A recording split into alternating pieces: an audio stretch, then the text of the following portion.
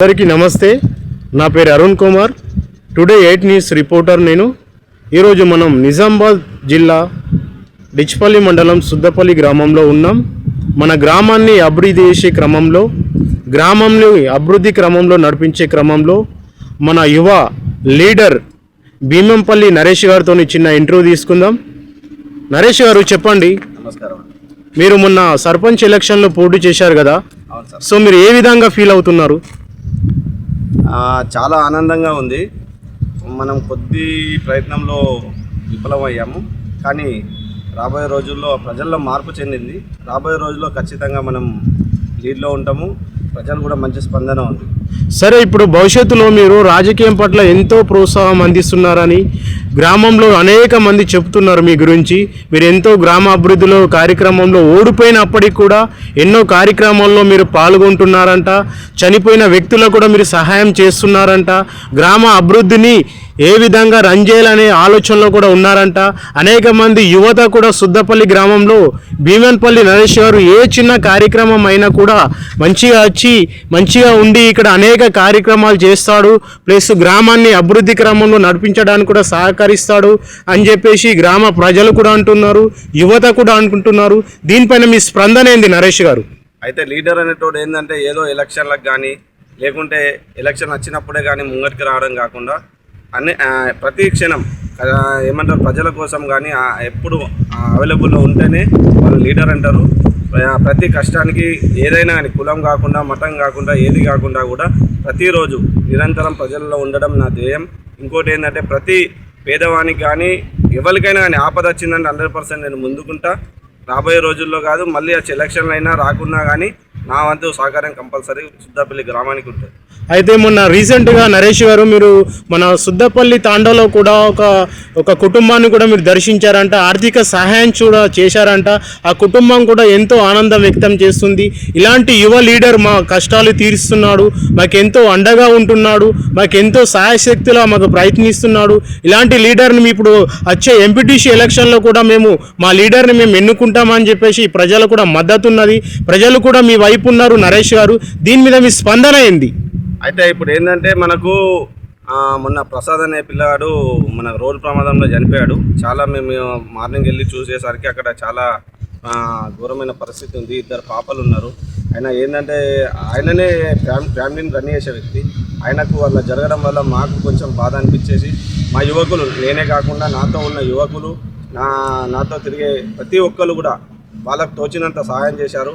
అందరూ మన సుద్దపల్లి యువకులు ఏంటంటే ప్రతి దగ్గర ఇప్పుడు ఆర్థిక సాయం చేద్దామనే టైంకి చేద్దామంటే కంపల్సరీ వాళ్ళు ముందుకు వచ్చేసి ప్రతి ఒక్కరు కొన్ని డబ్బులు ఇవ్వడం వల్ల మేమందరం తీసుకెళ్ళేసి మళ్ళీ వాళ్ళకి ఆర్థిక సాయం మాతో అయ్యేంత వరకు చేస్తాము కూడా. ఫర్దర్గా కూడా సార్తో మాట్లాడినాము, మన ఎమ్మెల్యే గారితో. ఎమ్మెల్యే గారు కూడా మంచిగానే స్పందించారు.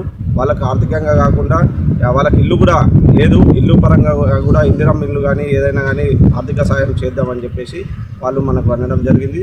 సార్ మనకు మంచి ఏమంటారు సద్గుణంగా మాట్లాడారు. అయితే నరేష్ గారు, ఎమ్మెల్యే గారితో కూడా మీరు ఎన్నో ఊరు గురించి అనేక కార్యక్రమాల గురించి కూడా మీరు చర్చిస్తున్నారంట. గ్రామ అభివృద్ధిని ఏ విధంగా చేయాలనే ఒక ప్రణాళికలో కూడా ఉన్నారంట.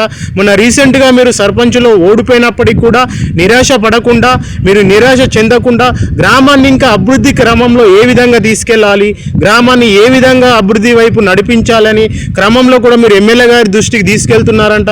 గ్రామ యువకులకు కూడా మీరు ఎంతో మోటివేషన్ చేస్తున్నారంట. వాళ్ళ ఆపద ఉంటే కూడా వాళ్ళని ఆదుకుంటున్నారంట. మీరు డబ్బుల సహాయం కూడా మీరు చేస్తున్నారంట.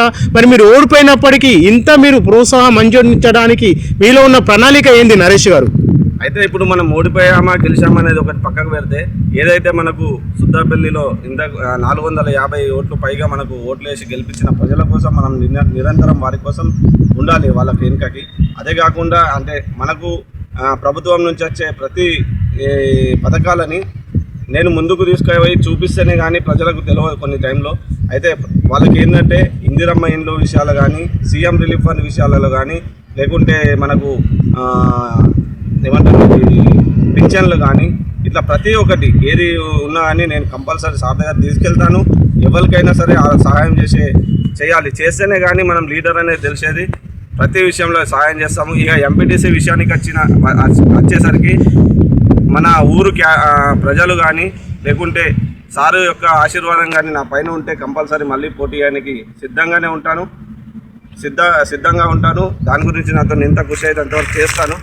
ఒకవేళ నేను ఎంపీటీసీ చేసినా కానీ చేయకున్నా కానీ కంపల్సరీ ఊరు కోసం సహాయం చేయడంలో ముందు స్థానంలో నేను ఉంటాను. ఈ పరంగా సరే, ఇప్పుడు నరేష్ గారు, ఇప్పుడు ఎంపీటీసీ ఎలక్షన్లు వస్తున్నాయి కదా, గ్రామ ప్రజల మద్దతు కూడా మీకు ఉన్నది, యువకుల మద్దతు కూడా మీకు ఉన్నది. ఒకవేళ మీరు ఎంపీటీసీలో గెలిస్తే ఈ గ్రామాన్ని మీరు ఏ విధంగా డెవలప్ చేయాలనుకుంటున్నారు? ఈ గ్రామాన్ని ఏ విధంగా మీరు అభివృద్ధి క్రమంలో నడిపించాలనుకుంటున్నారు? ఫ్యూచర్లో మీ సర్పంచ్ గారి ప్లానింగ్ ఉంది కదా, మీకు ఫ్యూచర్లో మరి జెడ్పీటీసీ స్థాయిలో కూడా మీరు వెళ్ళే ప్రయత్నం ఉన్నారు కదా, మరి భవిష్యత్తులో మీ కార్యాచరణ ఎలా విధంగా ఉంది? భవిష్యత్తులో మీ కార్యాచరణ ఏ విధంగా రన్ కాబోతుంది? అసలు మీరు ఏ విధంగా గ్రామాన్ని అభివృద్ధి క్రమంలో నడిపించాలనుకుంటున్నారు? ఒకసారి మీ మాటల్లో ఇందాం. ఇప్పుడు మనము ఏంటంటే, ఇప్పుడు మనం ఫుల్ ఫ్లెజ్గా చేయాలి అంటే మనకి ఏదో ఒక పదవి అన్నా లేకుంటే ఏదో ఉంటే మనం ఏంటంటే గ్రామాని కోసం ఎల్లప్పుడూ పడవలసిందనే తపన మనలో ఉంటుంది. ఎందుకు అంటే నేను నా వృత్తికి వెళ్ళేసి మళ్ళీ నేను ఇక్కడ వచ్చి 2 పనులని నేను సక్రమంగా చేసుకోలేకపోతున్నాను, కొంచెం ఇబ్బందికరంగా ఉంది. అదే ఫుల్ ఫ్లెజ్గా ఒకవేళ నేను ఎంపీటీసీగా అనో లేకుండా నాకు ఏదో ఒక పదవి ఉంటే ఏమవుతుందంటే నేను ఫుల్ ఫ్లెజ్గా గ్రామానికి సేవ చేయడానికి అవకాశం ఉంటుంది. ఇక రాబోయే రోజుల్లో కంపల్సరీ ప్రతి పథకాల్ని ప్రజలకు అందించడమే నా బాధ్యత. ఒకటి, మన సుద్దాపల్లిలో లైబ్రరీని డెవలప్ చేయడం, మన స్కూల్స్ని డెవలప్ చేయడం, మన స్కూల్ యొక్క ప్రతి ఒక్క విభాగంలో మనం ప్రతి దాంట్లో యాక్టివ్గా పార్టిసిపేట్ చేసి, నాతో పాటు నా యువకులు కూడా పార్టిసిపేట్ చేసి ప్రతి రంగంలో ముందుకు రావాలని ముందుకు వస్తారు మన యువకులు. ప్రతి విషయంలో కానీ ఎక్కడ ఏమి అన్యాయం జరిగినా అక్రమం జరిగినా ఒప్పుకునేది లేదు. ప్రతి దానికి ప్రశ్నించడమే నా ధ్యేయం. అయితే నరేష్ గారు, మరి ఊర్లో పుట్టిన ప్రతి బిడ్డ కూడా మీరు సహాయం చేస్తున్నారంట, ప్రతి ఇంట్లో ఎవరు చనిపోయినా కూడా మీరు ఆర్థిక సహాయం కూడా అందిస్తున్నారంట. ప్లస్ మీరు ఈ అధికారంలో ఉండకుండా మీరు ఇన్ని కార్యక్రమాలు మీరు చేస్తున్నారైతే ప్రజల నుంచి అయితే మంచి స్పందన వస్తుంది. ప్రజల నుంచి అయితే ఒక నరేష్ గారు ఇంత చిన్న వయసులో ఇంత మంచి డైనమిక్ పనులు చేస్తున్నాడు, గ్రామాన్ని ఎంతో అనుక్షణం ఆలోచిస్తున్నాడు, గ్రామ అభివృద్ధిలో ఎన్నో కార్యక్రమాల్లో కూడా పాల్గొంటున్నారు. మన గౌరవనీయులైన మన డిచ్పల్లి ఎమ్మెల్యే గారి దృష్టి కూడా మన తీసుకెళ్తున్నారు. అభివృద్ధి క్రమంలో ఎమ్మెల్యే గారి దృష్టిలో కూడా ఈ గ్రామాన్ని పెడుతున్నాడు అని చెప్పేసి ఊరు నుంచి అనేక స్పందన వస్తుంది. రీసెంట్గా చనిపోయిన సుద్దపల్లి తండాలో కూడా మీరు ఆర్థిక సహాయం ఇప్పించారంట. ప్లస్ ఆ గ్రామ ఆర్థిక సహాయం ఇప్పించడమే కాదు, ఆ యొక్క కుటుంబాన్ని ఆదుకుంటా అని చెప్పేసి మీరు అన్నారంట. మరి భవిష్యత్తులో ఎంపీటీసీగా నేను గెలిస్తే ఈ గ్రామాన్ని నేను అభివృద్ధి పరుస్తా, ఈ గ్రామాన్ని అధికారుల దృష్టికి తీసుకెళ్తా, ఈ గ్రామంలో ఉన్న నిరుద్యోగ యువకులకు కూడా నేను ఉపాధి కల్పిస్తా, ఈ గ్రామాన్ని నేను అభివృద్ధి క్రమంలో కూడా నేను చేపిస్తా అని చెప్పేసి ప్రజలకు కూడా మీరు మాట ఇచ్చారంట. ఆ మాటను కూడా మీరు నిలబెట్టుకుంటున్నారంట. మరి దీని మీద మీ స్పందన ఏంది నరేష్ గారు? కంపల్సరీ మనము ఏదైతే మనం ఇచ్చిన హామీలు కానీ ఎలక్షన్ టైంలో కానీ లేకుంటే ఫర్దర్గా ఏదైనా చెప్పినది కూడా ప్రతి ఒక్కటి కంపల్సరీ నేను ఎమ్మెల్యే దృష్టికి తీసుకెళ్తున్నాను. ఎమ్మెల్యే దృష్టికే కాకుండా మన డిచ్పల్లి వీళ్ళు ఎవరైతే లీడర్లు ఉంటారో వాళ్ళ దగ్గర కూడా తీసుకెళ్తున్నాను. వాళ్ళకి ప్రతి ఒక్కటి కూడా ఎక్స్ప్లెయిన్ చేస్తున్నాను.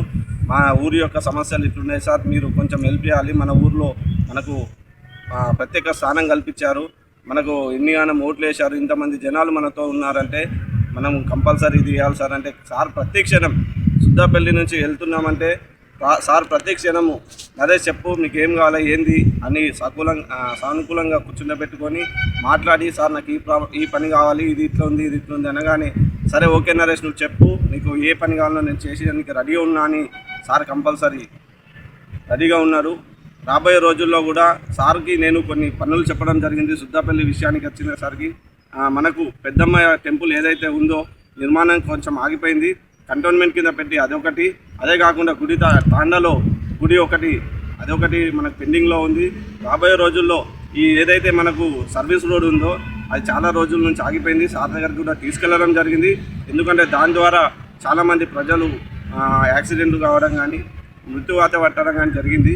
అదని గురించి కూడా సార్కి నేను చెప్పడం జరిగింది, మెయిన్ 3 సమస్యల పైన. అదే కాకుండా నీటి సమస్య పైన కానీ ఇక పథకాలు అయితే సార్ కంపల్సరీ ఇస్తానని హామీ ఇచ్చారు. దాని విషయంలో ఎటువంటి ప్రాబ్లం లేదు.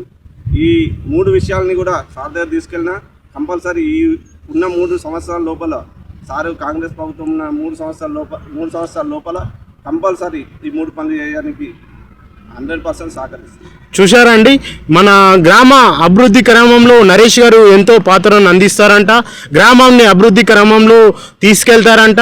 మాటలే కావు, ఇక్కడ చేతలు కూడా నరేష్ ఆ విధంగానే ఉన్నాయి. గ్రామ ప్రజలకు ఎంతో సహకారం అందిస్తున్నాడు, గ్రామ ప్రజలని ఎంతో చైతన్యపరుస్తున్నాడు, గ్రామాన్ని అభివృద్ధి క్రమంలో నడిపిస్తున్నాడు, గ్రామం యొక్క సమస్యలని ఎమ్మెల్యే గారి దృష్టి కూడా తీసుకెళ్తున్నాడు. ఇప్పుడు రాబోయే ఎంపీటీసీ ఎలక్షన్లో కూడా మన నరేష్ గారు గెలవాలని చెప్పేసి ప్రజలని మనం కోరుకుందాం. ఇలాంటి యువ లీడర్ ఈ గ్రామంలో ఎంపీటీసీగా గెలిస్తే మాత్రం ఇంకా అనేక కార్యక్రమాలు అయ్యే అవకాశాలు కూడా ఉన్నాయి. ఇంకా అనేక మంది నిరుద్యోగ యువకులకు కూడా ఎంతో ఉపాధి పొందే అవకాశం కూడా ఉంది. ఈ గ్రామాన్ని రాష్ట్ర స్థాయిలో కూడా తీసుకెళ్లే అవకాశం ఉంది. కాబట్టి ఈరోజు మనం సుద్దపల్లి గ్రామంలో ఉన్నాం. నిజామాబాద్ జిల్లా సుద్దపల్లి గ్రామం డిచ్పల్లి మండలంలో మనం ఉన్నాం. మన భీమంపల్లి నరేష్ గారితో మనం ఇంటర్వ్యూలో ఉన్నాం. థ్యాంక్ యూ నరేష్ గారు, దీని పట్ల మీ స్పందన ఎలా ఉంది? Thank you sir. Thank you. అదే విషయంలో ఈ టుడే న్యూస్ వాళ్ళు టుడే న్యూస్ 18 వారు కూడా మా దగ్గరికి వచ్చి ఇంటర్వ్యూ తీసుకోవడం మాకు చాలా ఆనందంగా ఉంది. ఏవైతే మేము చెప్పిన విషయాలు ఏవైతే ఉన్నాయో ప్రతి విలేజ్కి చేరదీయండి. ఏమైనా అభివృద్ధి పనులు కానీ ఏదైనా ఉంటే కూడా మీరు కంపల్సరీ ముందుకు వచ్చేసి ఇట్లాంటి చిన్న చిన్న ప్రోగ్రామ్ చేయడం వల్ల ఏమైతే అంటే మన ప్రజల్లో ఆసక్తి పెరుగుతుంది. ఇంకా ఫ్యూచర్లో కూడా కొంతమంది రాజకీయ నాయకులు, యువ రాజకీయ నాయకులు బయటకు రావడం జరుగుతుంది. చాలా థ్యాంక్ యూ నరేష్ గారు. మీలాంటి యువ నాయకులకు మా టుడే 18 న్యూస్ ఎప్పుడు సపోర్ట్గా ఉంటుంది. మీలాంటి యువ నాయకుల యొక్క అభివృద్ధి కార్యక్రమాన్ని ప్రజల మధ్యలోకి తీసుకెళ్లడమే మా యొక్క 18 న్యూస్ లక్ష్యం. మీలాంటి యువ నాయకుల యొక్క సాధన ప్రజలకు తెలియడమే మా యొక్క 18 న్యూస్ లక్ష్యం. Thank you so much Naresh గారు. ఈరోజు మనం సుద్దపల్లి గ్రామంలో ఉన్నాం. సుద్దపల్లి గ్రామంలో భీమంపల్లి నరేష్ గారి యొక్క అభివృద్ధి కార్యక్రమాన్ని మనం చూసాం. మీ అరుణ్ కుమార్, టుడే 18 న్యూస్.